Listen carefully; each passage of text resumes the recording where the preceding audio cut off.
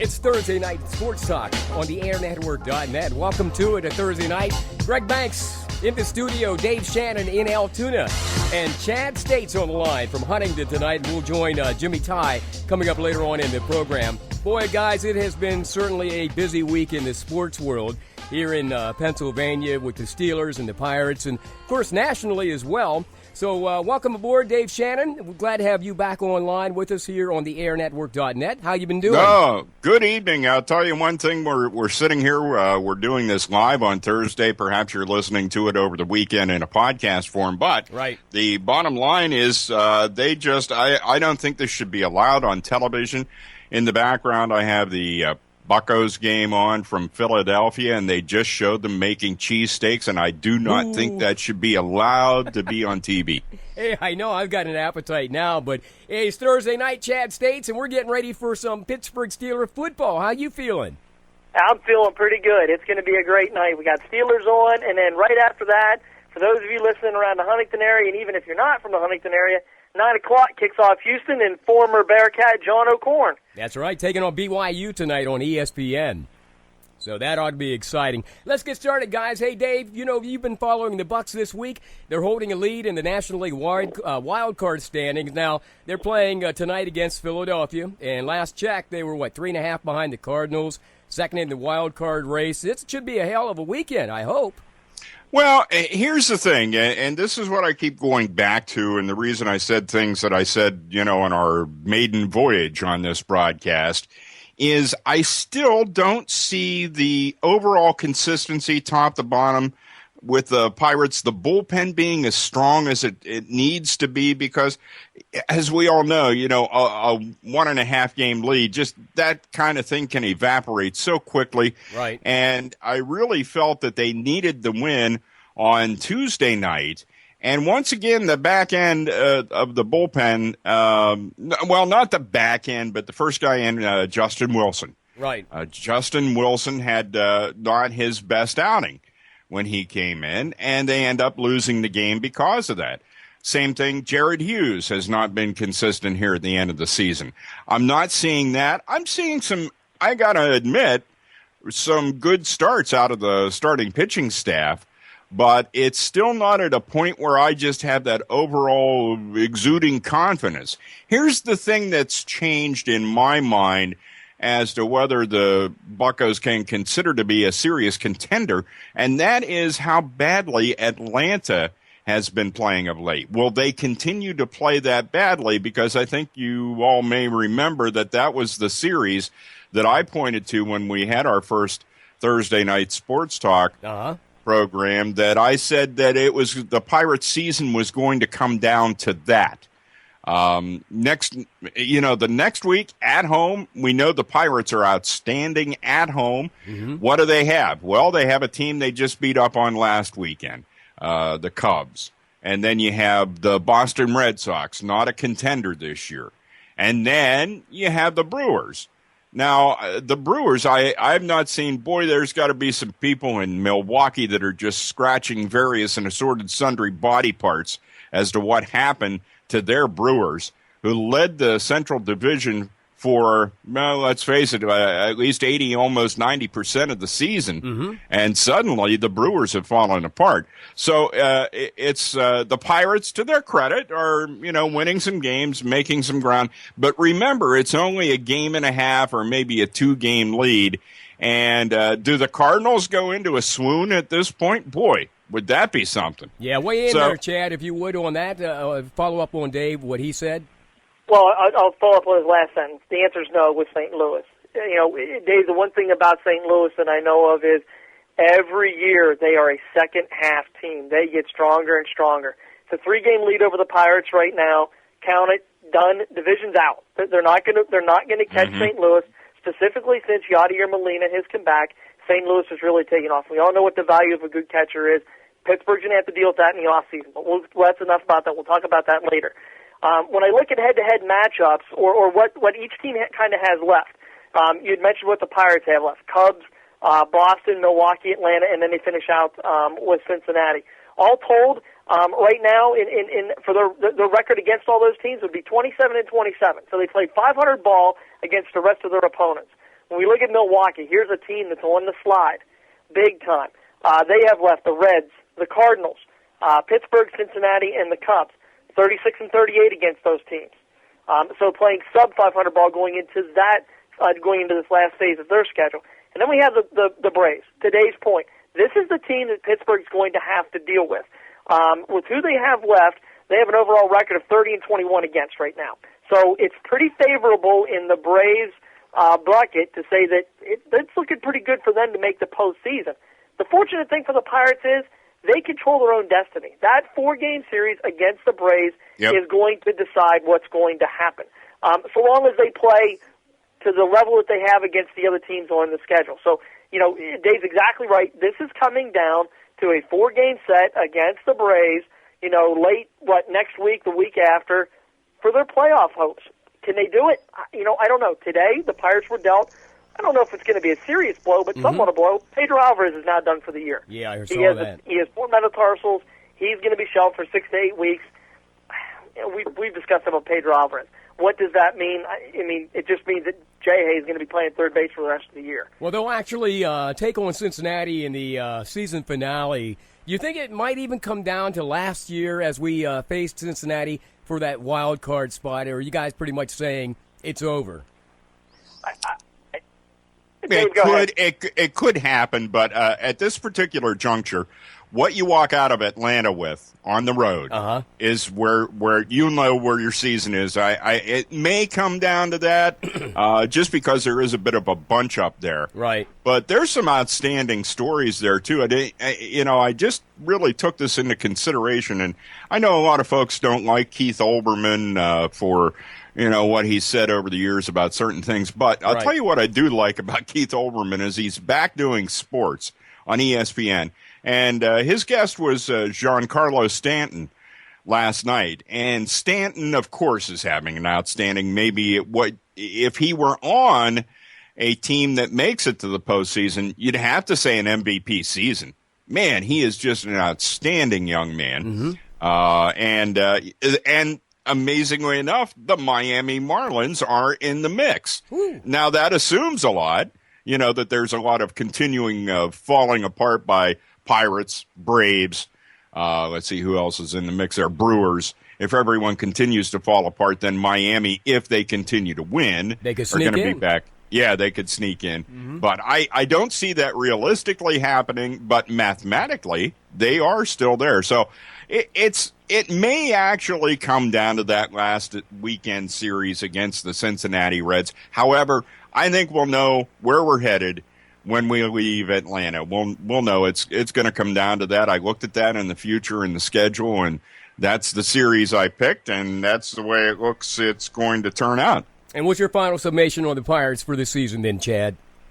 With Dave, they have back-to-back series against the Brewers and the Braves.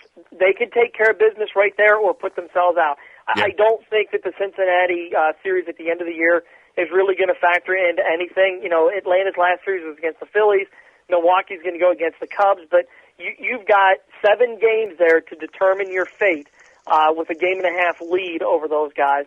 I just think that by the time we're done with the Atlanta series, like Dave, you're going to know whether the Pittsburgh Pirates are in the playoffs or whether they're not. All right, it's Thursday Night Sports Talk. Chad States along with Dave Shannon, Greg Banks. Joining us later on in the program, we've got Jimmy Tighe, the fantasy football guy. Got lots more coming up as we delve into Bearcat football. In addition to that, Pittsburgh Steelers taking on the Ravens tonight. That and much more coming up next on the Thursday Night Sports Talk. Thanks for asking, but I'd rather not send you nude pictures. I'm camera shy. I already said no. It's against my religion. I'm giving my dog a bath. You can have pictures of that. Pressure gives me hives. Under my clothes, I'm a robot. Hold on, let me ask my mom. Sorry, my webcam is broken. I'm worried they'll get passed around school. Unfortunately, I just had my clothes surgically attached to my body. If they got out, I might never be president. I'm already naked, under my clothes. Not even if you were all 3 Jonas Brothers. I have a rash. I have nudophobia. I have lizard skin. The more you ask, the less I want to. You're not the boss of me. Nudity makes me vomit. I'm a vampire, so I don't show up in pictures anyways. Your badgering has really killed the mood. When someone is pressuring you to do something you don't want to, how many ways can you say no before they get the message? Let us know at that'snotcool.com.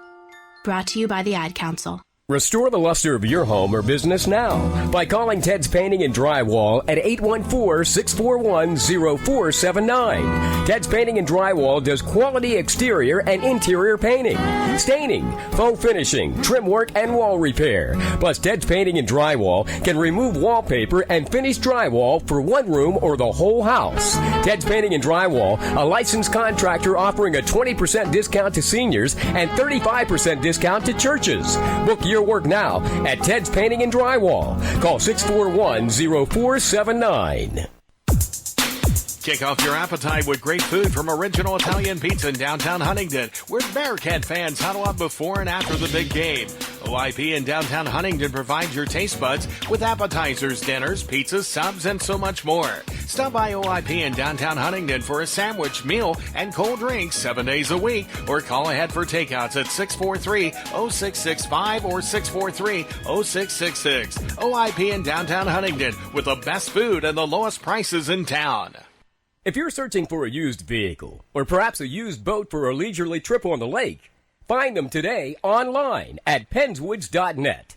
From things for sale or things to buy, the free classifieds at penswoods.net have it all.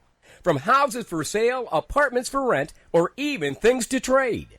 penswoods.net is the region's largest site for free classifieds. Check it out today and make money or save money at penswoods.net. It's Thursday night sports talk on the airnetwork.net. Glad to have you along. Greg Banks in the studio, Dave Shannon in Altoona, and Chad States with us in Johnstown. Actually, Huntington. There you go. Huntington. Yeah, there you go. Thank you. Hey, third thing here. Greg. What's that? I'm sorry, jump in there and whatever you want to tell me, man, tell me. Because, I've been having this feeling lately, watching like this marathon. I don't know if you guys are into some of these programs on TV. But when there's not sports on, I'm watching these Amish TV shows, like Breaking Amish, Amish Mafia, Amish in the City, Out of Order. They've got a marathon tonight, so that should be exciting after football. I don't know. I'm out. You're out. Okay. Yeah. I'm out. I don't know. I just Don't have this. think so. I just have this feeling I want to be Amish, man. A little black Amish guy. And there is a black guy named Jeremiah on one of those shows. He's like in the Amish Mafia. They're still chasing him. So, Yeah, well, that's... but anyhow, hey, we'll talk about reality TV when we get into the NFL stuff here in a few moments. But first, let's get to some Huntington Bearcat football as they defeat Bellefonte 28-20 last Friday to even their record at 1-1. Now, tomorrow night, Chad, they'll face Tyrone. Are there some bright spots, and how do you think that's going to kind of pan out for the Bearcats this week? There is. The good thing about this Huntington group is they're resilient. As I was telling Dave there when we were kind of off the air, this group of kids, while young, still lots of juniors and sophomores that are contributing to this team more than the seniors because we only have 4.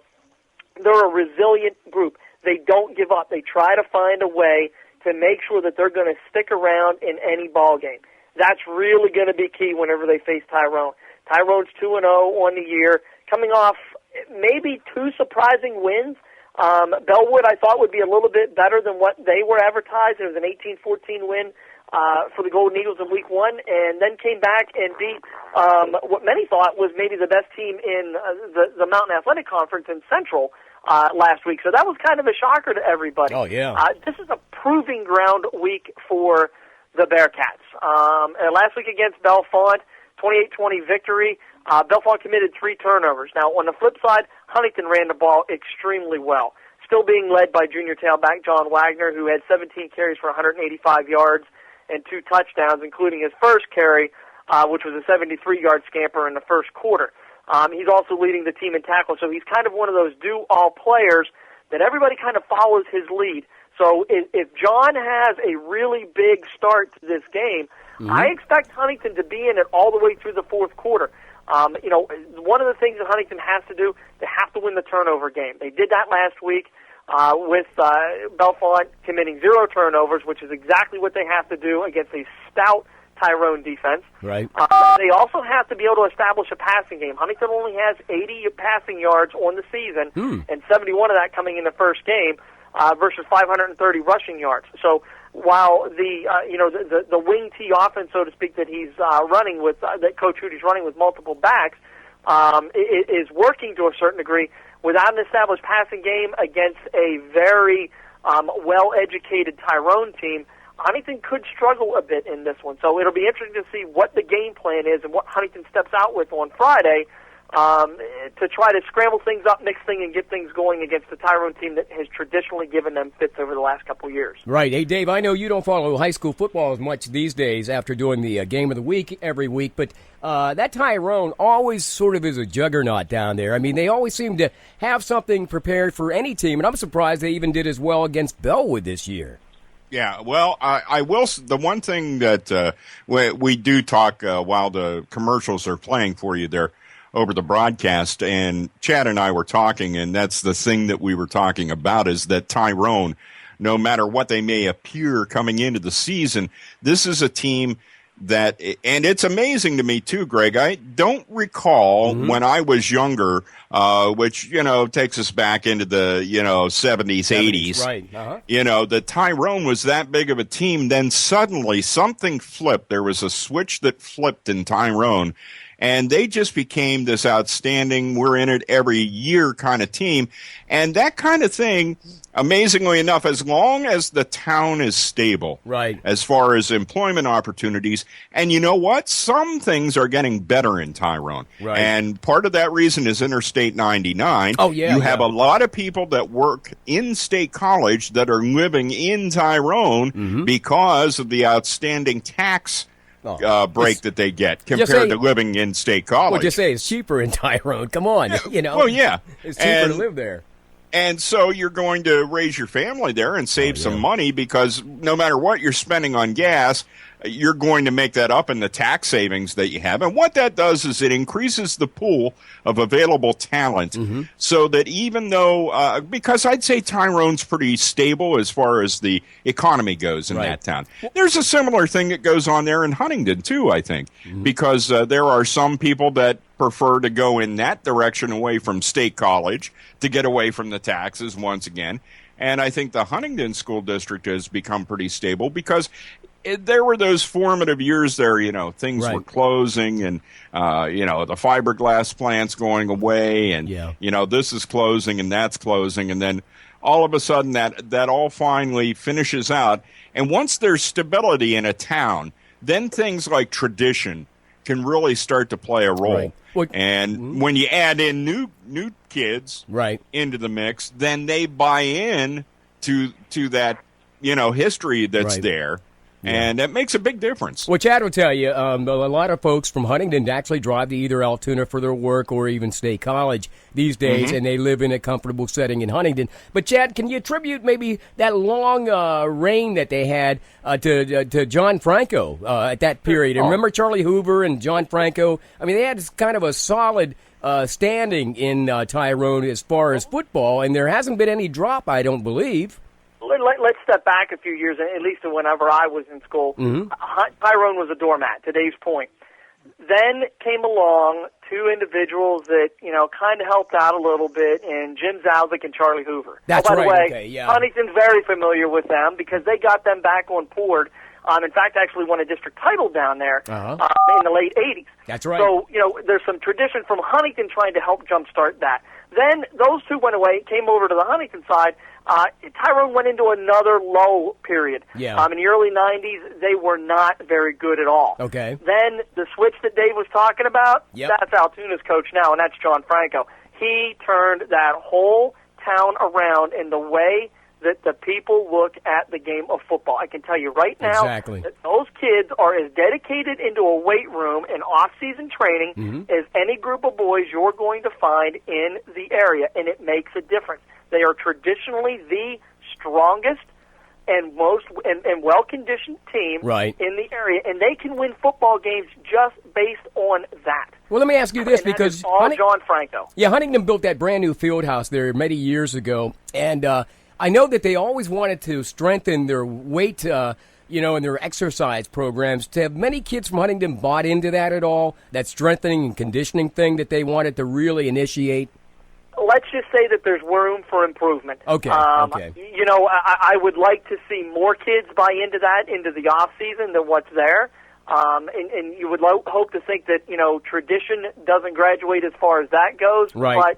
But, you know, to be honest with you, it's not near the level to what Tyrone is able to get with their kids on a consistent basis, and it makes a difference year in and year out, where Huntington will get beat on the lines. Yeah, Dave and I used to go to Mansion Park. Remember Dave doing those district games? Oh, yeah. Game of the week, Yeah. and we would go through the locker room at Altoona, that field house, and they had a beautiful facility with the weight equipment for those kids. You know, so when you make that kind of commitment, that's how you strengthen your team. And the other thing I'm finding out is a lot of these kids aren't playing multiple sports anymore. I don't know, maybe you can tell me differently, but some of these schools, these kids are just acclimated to football and football only. You used to have guys that would wrestle. Well, in Huntington, small schools, they're wrestlers, they're football players. Some of them actually may run track or play baseball. But now I think you're seeing, maybe in the case of Tyrone, these kids are specifically football players, and they're beefing up and getting stronger all the time. They do have some good wrestlers, too. Yeah. Yeah, and I would agree with that. Actually, I've seen Tyrone's wrestling program slip over the years, where it's not as strong as what it has been. Specifically, last year was a real down year, and they don't have many coming up through. Right. But it's the opposite here in Huntington. John Wagner, the leading rusher for Huntington, he will be a PIAA state qualifier this year in wrestling. The second leading rusher is Logan Fisher. He will be a PIAA qualifier in state wrestling. The third wrestler, or the third leading rusher on the team, is Jacob Oliver. Right. He may be a state champion by it's all said and done in wrestling. Yes. Hudson Speck, the standout on the basketball court. So Huntington has those kids that are doing probably even better in another sport that they play in. Okay. So, you know, it's kind of the reverse that's going on down here. You know, Mount Union lived that for years, guys. Yeah. They were a baseball town, plain and simple, and they almost put their football program into a moratorium because of it. Yeah. Now those kids are starting to come out and do something different. So there's kind of a different theme going on down here. Yeah, okay. I Go ahead, have Dave. one last question for Chad here, Greg, and that is, I know one of the things that happens, and it happened, I noticed this actually quite a few years ago, but the thing about the high school coach and what they can do, football is not just what happens at the high school level, because you have the way it is nowadays. Now, when I went to school, this was different. You had different personalities, and I was shocked when I went to school.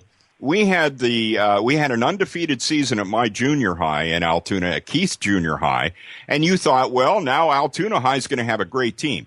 Well, in that era, they didn't have a coach. The coaches' personalities were as different as they could be from junior high to senior high. Right. Nowadays, if it's going to be done properly, the coach at the high school level now sends his methodology down into the elementary schools. Right. Which, that's okay. Yeah. I don't have a problem with that, especially if you have a commitment to that high school coach. Yeah. Because I hate to see those kids at the elementary level start to get used to a certain way of training and a certain mindset, and then the high school coach is yanked away from them. Right. But that's a big difference these days. And Chad, do you see that in Huntington? Do you see that branching back into the elementary school level from the high school?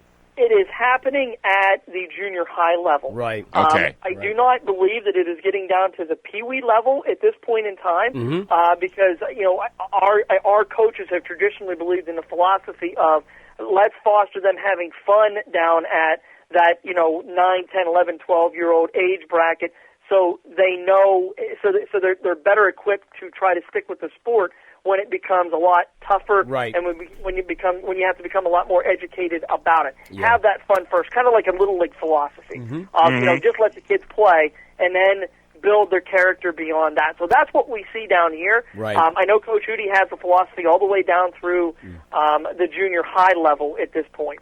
But to your point, Dave, one program that sticks out with me that went all the way down to the elementary level in the heyday was Bodigo Area Wrestling. They went all the way, and that was back when they were producing state champ after state champ and were nationally ranked.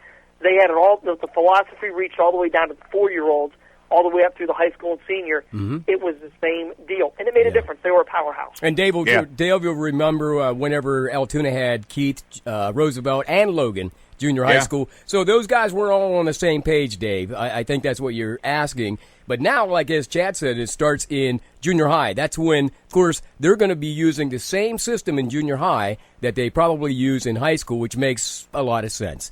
Hey, speaking of which, go ahead.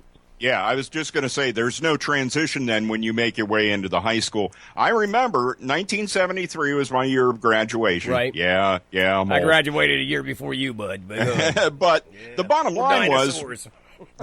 line is once they got to the high school level, I would say probably 60% of that undefeated Keith Junior High School team did not play at the senior high level. And that's a shame. It's a shame to see that happen. Well, and I'm kind of in favor of the high school coaches being able to get in there and implement some of their systems into the junior high, because why lose that? You put that much effort. There's I'm not saying there's an overemphasis on athletics, but you hate to see when you produce a good junior high squad that once it comes to senior high time, suddenly you don't have the good team, and that shouldn't happen. Well, I guarantee you that junior high over there now, which is a mega monster with Roosevelt and Keith joining up, and they actually have two football teams at that junior high now, so I bet you they are following the system of John Franco from Altoona High School. No doubt. Yeah, no doubt. Hey, anyhow, Jimmy Tighe, the fantasy football guy, standing by. He's coming up in a moment. We'll talk NFL sports, also fantasy football.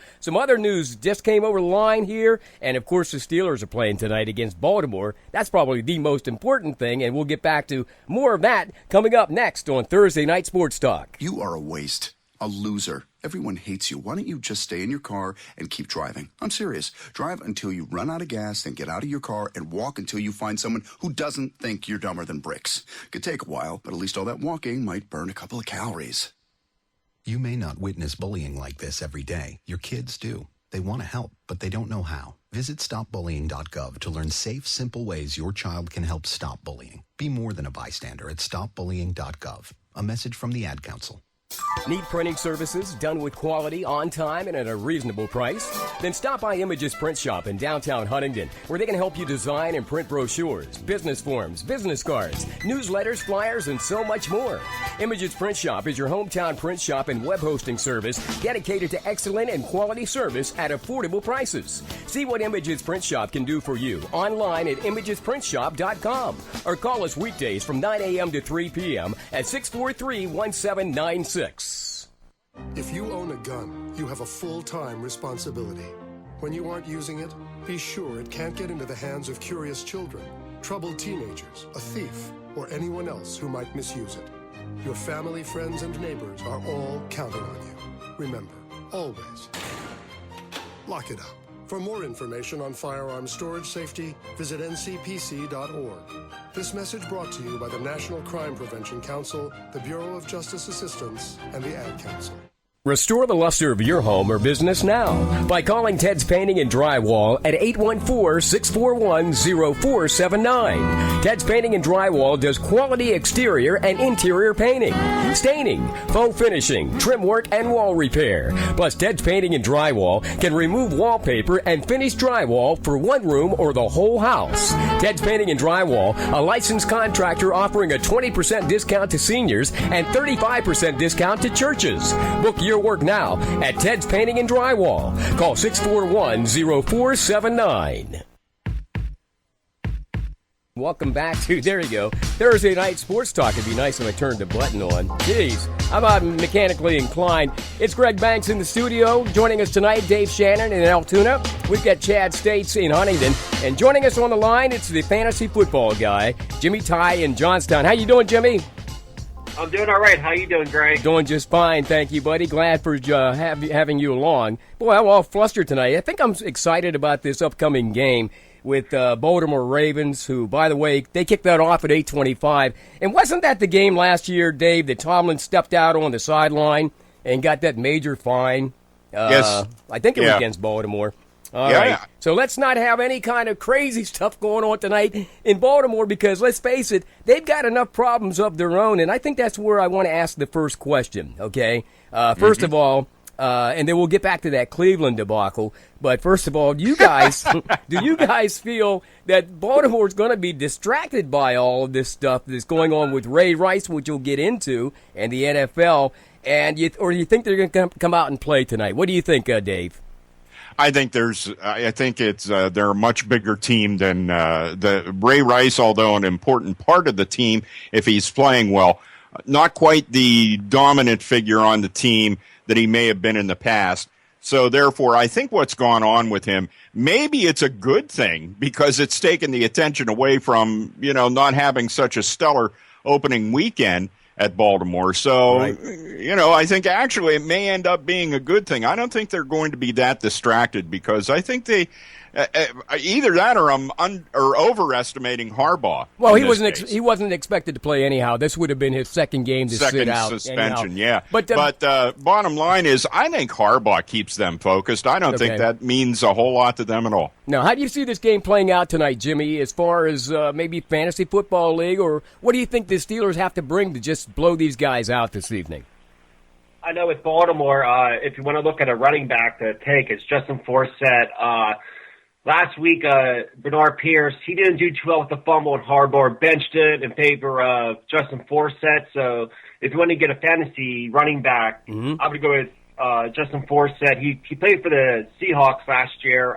He did well with Marshawn Lynch as a backup, but on the Steelers side, I think the Steelers, I don't think the Ravens defensive backs are as well as the Browns defensive backs were with Joe Hayden last week. So if Big Ben just throws the ball around to Antonio, to Wheaton and them, I think Pittsburgh will do really well in the passing game, and I can see them winning this game with the passing game. Okay, Chad, let's go back to last week on Sunday. Man, that was a fabulous first half that the Steelers had. What happened in that second half that you could maybe give us some insight on?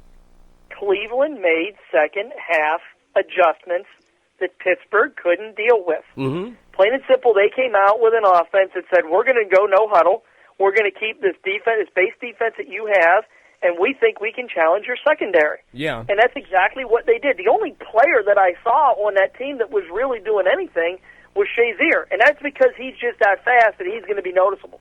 But Cleveland did a great job of getting the running backs out in space, getting flare passes out there. Hoyer was able to just go ahead and dump out into receivers and let them do their thing in front of, what we all thought was a very questionable Pittsburgh Steelers secondary going into this. Now, on the flip side, the offense kind of stalled out too, and I blame Todd Haley. I don't know if he took his foot off the gas pedal or what, but they clearly had a chokehold on the Cleveland Browns from an offensive standpoint in the first half, and they backed off in the second half from what I saw. So, it's kind of a twofold thing for me. I'm hoping that they learned their lesson because tonight's game, while I don't think they miss Ray Rice, I think the running game misses Ray Rice. How many passes did Joe Flacco throw last week? Like 70? It was insane the amount he threw. Flacco's not that great of a quarterback to do that. So unless Baltimore finds a running game, that team could be in trouble. Well, I don't know about you, and I'm not a Cleveland Brown fan, but I am an Andrew Hawkins fan from Johnstown, Jimmy. You have to be delighted in watching Andrew work his magic against Troy last week. That was cool whenever Troy's helmet came off. Oh, that was pretty cool to see that. But if you look at Andrew from Bishop McCourt, he reminds me of a Wes Welker that Peyton Manning always had in Denver, or even Tom Brady had at New England. He just cuts over the middle, gets them short little yardage. I think he had 87 yards last week on 10 catches. Right. So in a fantasy point with that, Andrew Hawkins would be a good fantasy sleeper pickup right now because Mel Austin didn't do too well. Andrew's the only receiver who actually did anything for Cleveland last week. Okay, yeah. Hey, Dave, I want to get your prediction, and we'll go around. What's a prediction on tonight's game between the Steelers and Baltimore Ravens? I think the Steelers get away in a squeaker there tonight, just because Chad, I think, had one of the best assessments here of what goes on, because Flacco, you don't want to be, unless they establish the running game early, they being the Ravens. I don't see it, I see it being a close game just because it's Steelers-Ravens. So I'm going to say Steelers get out of there with like a 21-17 victory. 21-17 from Dave. What do you think, Chad? I had the same score in my head, 21-17. There'll be that tinge of, hey, this is a rivalry game, but I just don't think that Baltimore offensively has it in them this year. So, 21-17, I'm good with that. What are you thinking, Jimmy, as far as tonight's game between the Steelers and Ravens?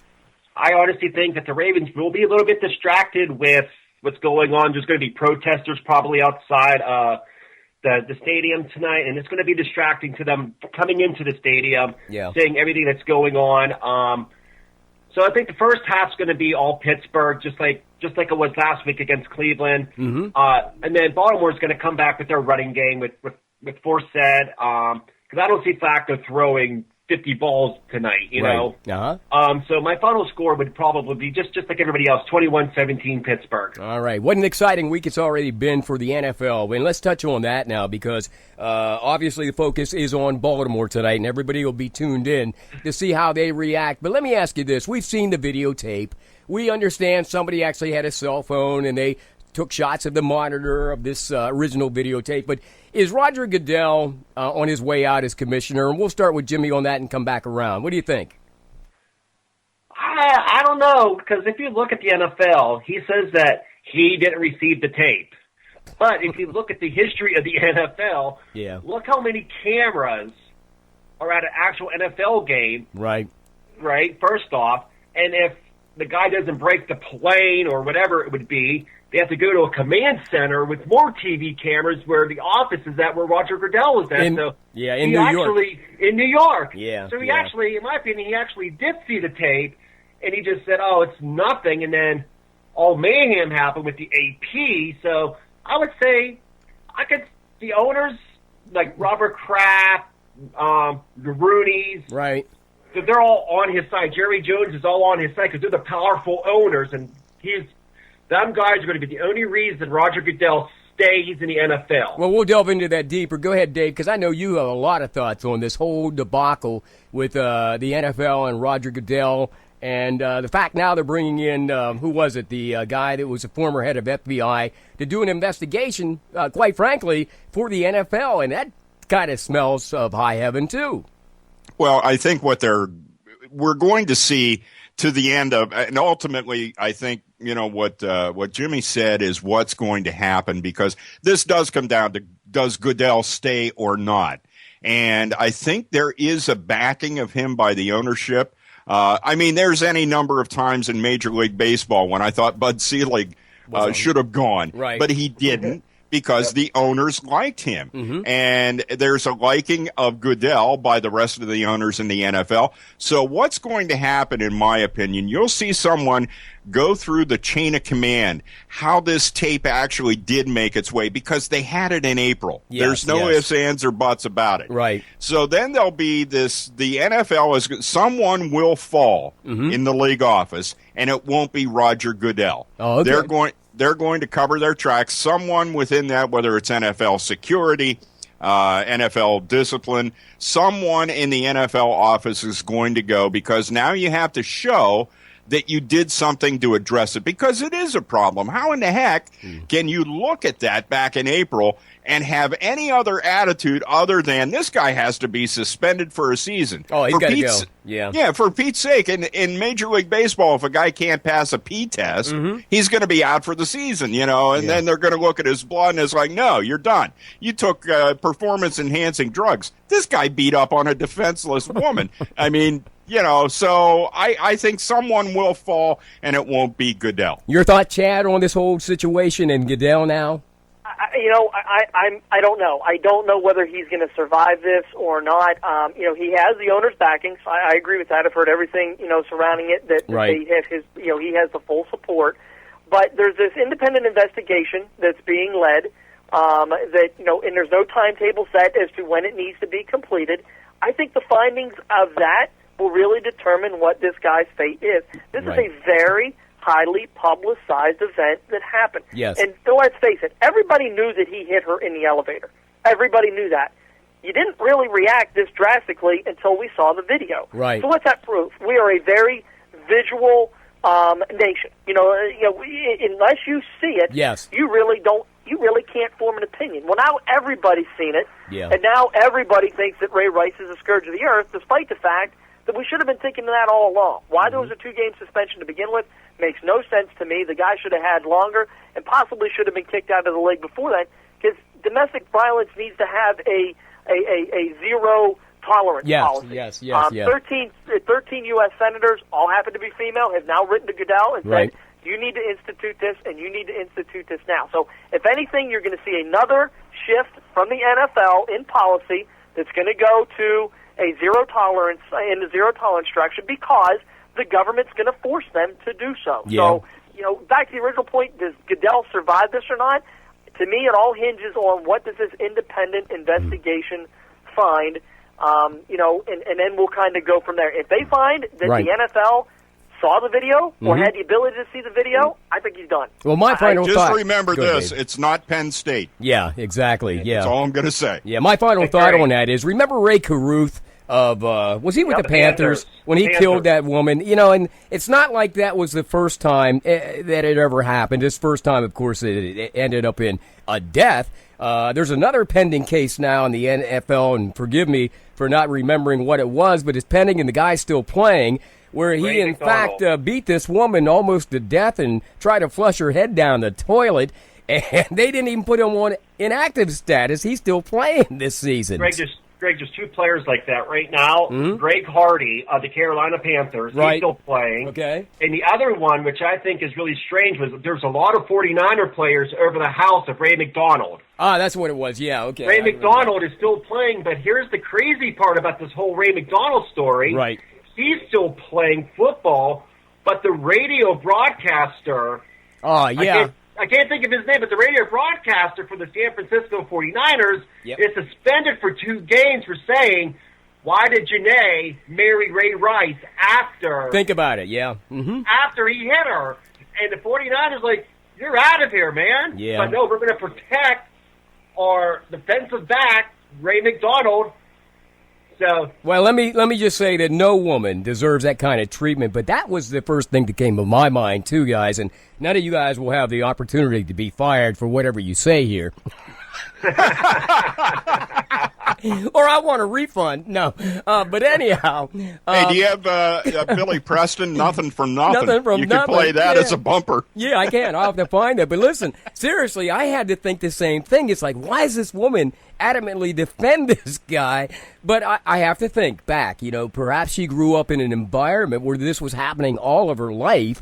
And, when you're sort of like, when you're sort of acclimated to certain lifestyles, and a lot of guys in the NFL, let's face it, man, they didn't have fathers. They lived in the projects. I mean, there's a lot of things happening out there. And then when you get some money and you're going to continue your lifestyle, maybe it's a given thing that, I love him, and I don't know what that is, but to hear a broadcaster gets fired over giving his own opinion, that's scary. That's truly scary. Of course, he was being paid by the 49ers, so perhaps they gave that some thought. But let's move on to some brighter things. Checking some fantasy football. Now, listen, Jimmy, maybe you can tell me, but I thought the performance between Megatron and Matt Stafford looked awesome for Detroit Lions the other night. I mean, did you guys get a chance to weigh in or look at that game? Because it was like clockwork, those guys. 2 touchdowns. The first 2 series Detroit has. Yeah. Megatron scores 2 touchdowns. Right there is mega fantasy points. But if you look at Detroit's team, a lot of teams are not going to maybe double team Megatron. Right. So that leaves Golden Tate wide open. Golden Tate's not in hardly any leagues. Mm-hmm. So you can go ahead, go pick up a Golden Tate because you know you're going to get points there, even though Stafford looks at Megatron. Right.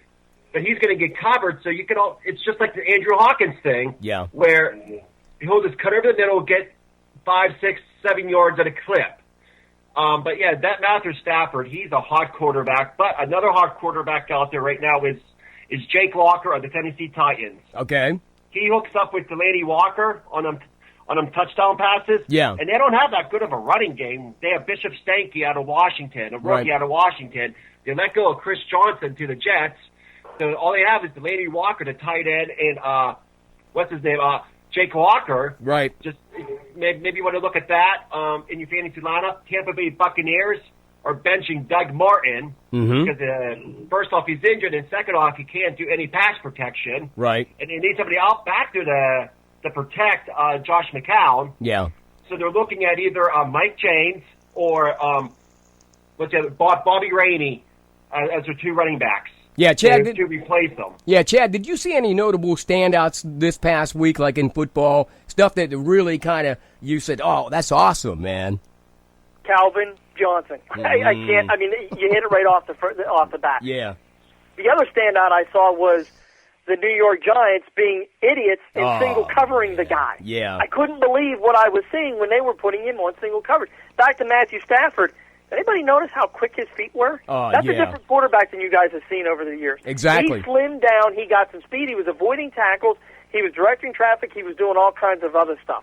Yeah. That game just stood out. Not to mention that they were my pick for a surprise team this year. Yeah. I went on record for that, and I'll do it again. we have that on tape already, so go ahead. Yeah, well, we got a plate now, so we're all good there. But as far as I'm concerned, that Detroit team has the ability to, really ramp it up. But let's not forget, they're in the same conference as the Seattle Seahawks. And life could get rough there because that's really from top to bottom an outstanding football team. Dave, any performances that were outstanding in your mind last week that you had a chance to check out?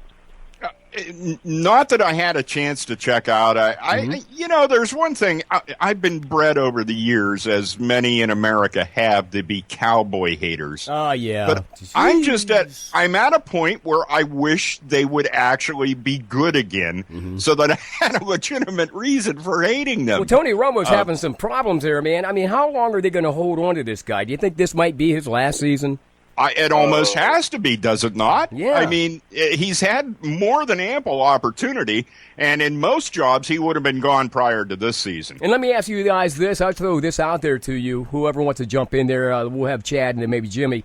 Eli Manning, boy, he looks like he's having problems in New York. He is, but he's in a new offense. Their offensive coordinator came over from Green Bay, so he's trying to do stuff that Aaron Rodgers is trying to do, and they're not the same type of athlete. Yeah. So while he's having problems, I think his adjustment is more based on what he's being asked to do from a new offensive standpoint than what he really is as a quarterback. So I'm going to give Eli a fair pass. Okay. Who I will not is Tony Romo. Oh, man. Tony Romo looked bad. He had passes that he could have scored. He could have threw for touchdowns. He had opportunities to be able to run because DeMarco Murray was chewing it up against San Francisco, and he forego those trying to hit smoke patterns, and it wasn't there. But here's the thing with Dallas, Dave, and the thing why he will be back next year, because the owner is Jerry Jones, and so is the GM. So, unless he's got Quincy Carter in his hip pocket. Oh, wait, that didn't work out well. Who else? No, that is one of the most organized franchises I've ever seen in my life. And to be honest with you, I'm loving it because it's called karma. He deserves everything he gets. It's about the money, baby. It's about the money and marketing. That's what Jerry's all about, and he's trying to do his best to screw it up. But, hey, he's still making money. Hey, Penn State football also Pitt will remember 9/11. Also, in addition to that, some good news if you're a football fan in Buffalo. It's all coming up next on Thursday Night Sports Talk with Greg Banks, Dave Shannon, Chad States, and Jimmy Tighe. Stick around. More coming up next. This is a test to find out if you know it all when it comes to children. Time starts if you can now. cut the...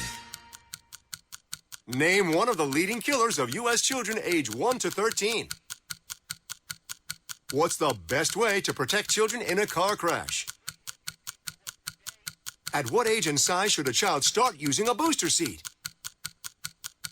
Where can you find the answers to these questions? Car crashes are one of the leading killers of U.S. children.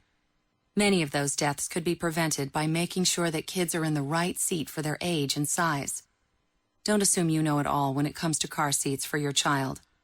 Go to safercar.gov/the-right-seat and know for sure. That's safercar.gov/the-right-seat. Brought to you by the National Highway Traffic Safety Administration and the Ad Council. Penswoods.net is the region's largest site for free classified ads. You can search the ads 24/7 for items that are important to you. Navigate the categories and check out what you're looking for. You can buy, sell, or trade, from vehicles to houses and even pets for sale. Penswoods.net has it all. And best of all, the classified ads are free. Go online today and check out Penswoods.net, the region's largest free classified site.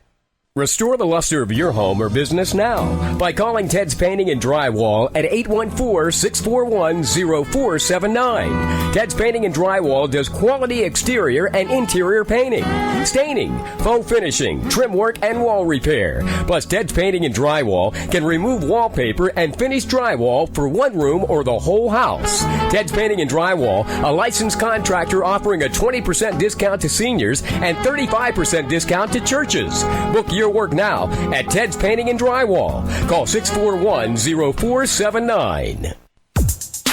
Kick off your appetite with great food from Original Italian Pizza in downtown Huntington, where Bearcat fans huddle up before and after the big game. OIP in downtown Huntington provides your taste buds with appetizers, dinners, pizzas, subs, and so much more. Stop by OIP in downtown Huntington for a sandwich, meal, and cold drinks 7 days a week, or call ahead for takeouts at 643-0665 or 643-0666. OIP in downtown Huntington with the best food and the lowest prices in town. And welcome back to Thursday Night Sports Talk on the airnetwork.net. Not only are we live on the air on TuneIn and online, but soon we'll be joining Ustream.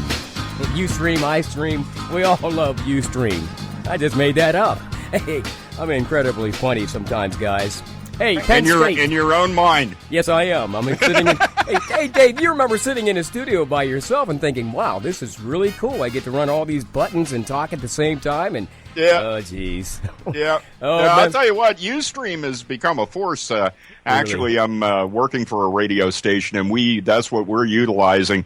It's a bridge between getting a full-time stream and, but Ustream is out there. There is an app, by the way, for Ustream for your mobile device, whether it's a tablet or a phone. So, folks, keep that in mind. And if you're having any kind of trouble with TuneIn or any of the other methods that we use, Ustream is going to be a way to catch us. Well, I actually caught a report from Chad States on Friday. No, I guess it would have been Saturday when I listened back. That was on Ustream, by the way, Chad, the report you did for the Bellefonte game. Good job, by the way. Very good job. Thank you. Hey, Penn State defeating Akron 21-3 Saturday to go 2-0 on the season. This week they'll open up Big Ten play when they face Rutgers for the first time since 1995. But you know what? I'm going to let all that go. The big news was Monday when the NCAA lifted that bowl ban for this season and will be restored scholarships for next season. I know you guys got to be happy about that, Dave. You can kick it off because I know you got a lot to say about that.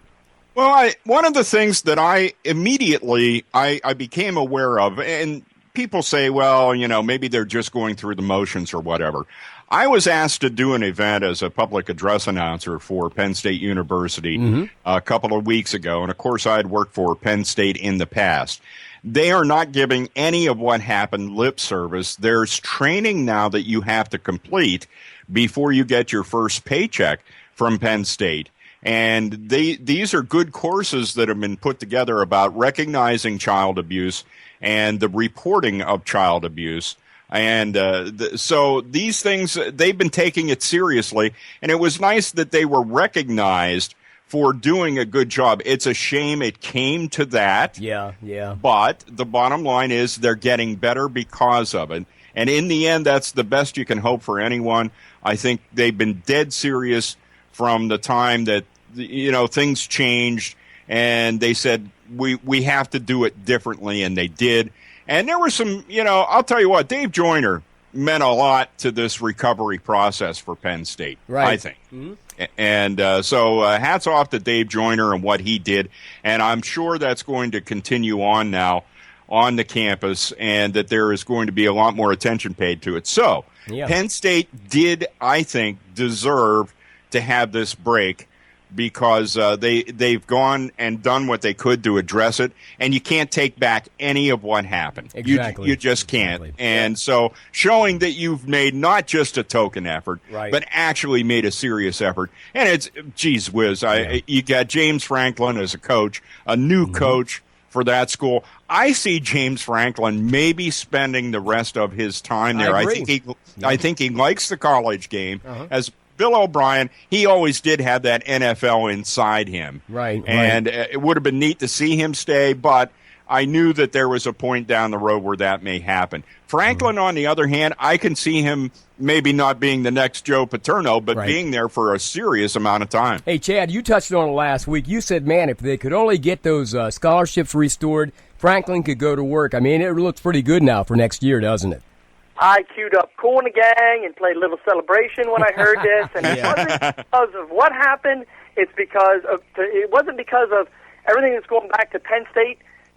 It's because the NCAA showed that they were wrong. Yeah, you know, and they had Penn State on a death penalty for 4 years, so to speak. Not not in the SMU frame of things. But let's face it.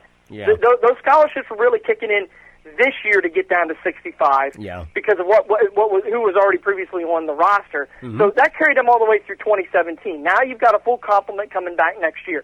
The NCAA showed to me, hey, we're in a losing battle here against some of these lawsuits that are going to be filed against us. We're just going to belly up and say, you know what? Free report. You did a great job, Senator Mitchell. Thanks. You're reporting excellent. And today's point, Penn State's doing everything right, and they decided, you know what? It's not worth it anymore. We're just going to show our true colors and say, we don't know what the hell we're doing. We're going to give everything back to Penn State. Right. Yeah. Now, with that said, they should have had it to begin with. Let's not forget, there were no NCAA infractions committed here. Right. This was a criminal process, and it should have been left at that. Yeah. The program didn't deserve to get what it got to begin with. So, you know, with all that said, and now you've got James Franklin, who is going to be there for years. Hey, and also, maybe. hats off to Senator Jay Corman and also Tom Corbett, because it looks like we'll be able to keep at least that $60 million in the state of Pennsylvania. One other thing real quick, over 30 former Penn State players were suited up on NFL rosters last week, and that's always a good thing. Now, they all didn't play, let's face it, but over 30 former Penn State players were in NFL uniforms when this season began this season, and that's great. Hey, Jimmy, tell us a little bit about Pitt. They defeated Boston College 30-20 last weekend. James Conner, man, he's something else as they get ready to take on Florida International coming up this Saturday at noon. What do you think about Pitt? It looks like the real deal. James Conner was Maxwell Player of the Week as a running back. They look like the real deal. James Conner, he's sort of underrated because he does play for Pitt. He doesn't play for like a Florida or an Alabama or even a Penn State. Right. Just because he plays for Pitt, nobody's really taking a good look at him. Yeah. But just watch out. He'll be a 1,000-yard back. And with the compliments of Tyler Boyd, some touchdowns, holy cow. Pitt looks like a good team. I just can't wait to see them play Florida State or to play like a Virginia Tech, which is also in the ACC. Hey, here's some good news real quick. Terry Pagula, interested in buying the Buffalo Bills. He owns the NHL Sabres and the Rochester Americans of the AHL. You might remember him. He actually donated $100 million to Penn State to help build that beautiful hockey arena at Penn State. So it looks like Pagula will be one of the owners in the NFL if they, of course, agree to it. He obviously has the money because he's a billionaire, and we're not. Real quick, we got a minute, guys. Wrap it up, Dave, with your thoughts on 9/11, where you might have been on that fateful day 13 years ago, and what you might have been doing. I was working as a broadcaster at the time, and it was so difficult to figure out exactly what happened that morning when you were not in New York City. There were so many conflicting reports that came out of there. I can tell you this. Today I heard some audio of the events of that day, and I went right back to being about as sad as I was for that week that followed afterward. And I just here on the Pirates game tonight, they showed the bases that are there in Philadelphia tonight, and they have the Never Forget September 11th, 2001. Oh, fantastic. And, those are memories we'll never forget. What about you, Chad? Where were you and what was going on? I was working as a supervisor at the time up at Mead Products, now ACO Brands, where I still currently work. I remember one of my employees coming in about 9:30 in the morning saying, hey, some plane hit one of the towers over in New York City. Yeah. We didn't have access to TV. I did have a radio in there, turned it on, and then just listened for the rest of the day to the total devastation. My daughter had just been born, and I remember sitting there thinking, my goodness, what type of world am I really bringing a daughter into at this point in time? Yeah. Total devastation at that point. Yeah, Jimmy, your thoughts I'll real never quick. forget. Yeah. My thoughts were I was working at Charter Communications. That's right. In the production department down in Johnstown, and my mom calls me up and says, "Turn on the TV. Your dad's going up to Shanksville," because my father was in the Army. Yeah. At the time, and I was like, "What's going on?" And I turned the TV on, and I was like, "Oh my gosh, what is going on here?" And I remember driving from Richland, where I live at, to the cable company down in Southmont. Not a car on the road. No, it was quiet that day. I'm like, what is going on here? And I go into the cable company, go back to production, and that's all we did was just watch the TV all day. And if you remember, Jimmy, I worked with you on Game of the Week, and we had I think we canceled that game that week, which was to be on PCN. It was actually Winburn and Conemaugh Township. And Jimmy Penny was going to be our announcer that weekend, and I called him up. Yeah, I called him up that morning, and we were talking. He said, "Hey, I got to go. A plane just hit the Twin Towers in New York City." Wow, what a memory. Hey, thank you guys for your memories tonight, and thank you for your involvement on the Thursday Night Sports Talk here on the airnetwork.net. Let's do it again next week. All right. All right, have a great weekend. Let's go Steelers as they get set to kick off in about 25 minutes. And, of course, we'll have all that for you next week here on Thursday Night Sports Talk. Thank you.